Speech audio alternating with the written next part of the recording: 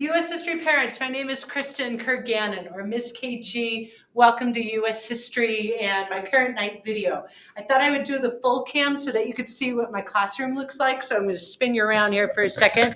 You can see that I have students sitting in some pods. I've got a kind of a colorful room. I've got cool maps all around. I even have some live cams because really, truly, I can't see outside from my central location. But welcome. This is an awesome crew. And actually, I would say about half of the students I've had before when they were freshmen in my world geography class. So I'm really excited to have them again. Looking at my screen, you can see that most of what I do is going to be on Schoology. Each folder is going to be a different historical unit, and we're just starting right now with American identity. In fact, your kids tomorrow are making in 6 words what they love about America the most: the beauty and freedom of self-expression. They cheated. I think that's 7. This one's better. Freedom to dream and achieve anything. So we start there on what are our hopes and aspirations, and then I guess we crush them as we look at the Gilded Age and look at how the working class suffered and had to rise up against the powerful elite. Then we're going to go progressive era, 1920s, Great Depression, World War II before we leave for winter break. Come back, if your kids continue with me in the spring, we do Cold War all the way to the age of Trump and Biden. So we make it all the way to the 2020s. With that said, I sent home with kids a list of film excerpts that we will watch in class. It's in my additional course resource folder in case you didn't see it. I just want to make sure that it's okay for your students to watch the clips of those movies. The way that this class is going to run will be often with lecture-based information.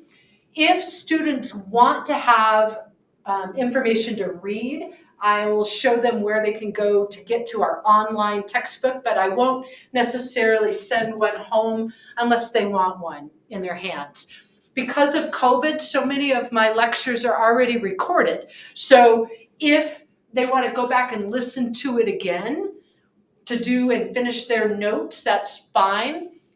Each lecture will have a little mini quiz to check understanding and participation at the end of those. And then students are going to turn in their notes to me at the end of the week. So we spent some time talking in class about different types of note taking. If they had a system that they already like, I said, good, keep going. If they don't have a system, I'm teaching them how to do double column or Cornell method. All of their quizzes are open note. All of their tests are open note because most of the tests are going to be essay tests where they tell me back the story of history. So I'm known for being a caffeinated teacher, a loud teacher, but also one who does interactive projects. So I'm kind of glad that we're all back in person so that we can do things like my debates or my current event discussions that were harder to do when we were all online. Other things I was going to share besides my syllabus, I always forget to share a little bit about myself. So I pulled up a PowerPoint here that I actually used for my geography students, just so that you can see my family. I had Hal and Meredith graduate 2 years ago from Monarch, and to be honest, they are finding college easy. That this high school prepared them so well. So both of them are attending CU engineering, and my daughter is trying to do business law. They loved it here. So it was fun to have them attend while I was here. But other things about me, I am married to Dave, hard to see down in that bottom inset. He is a financial analyst, used to work in Denver, but with COVID now works from home. That's my dog Bear, my kitty Winchell. I love getting up to the mountains, and in fact, was able to save up and buy a cabin in the woods that didn't even have internet a couple of years ago. I eventually put the internet in, but it was so nice living off the grid. And that's where I am on the weekend. So email is the best way to get a hold of me. And then I can answer your questions or your kids' questions that way.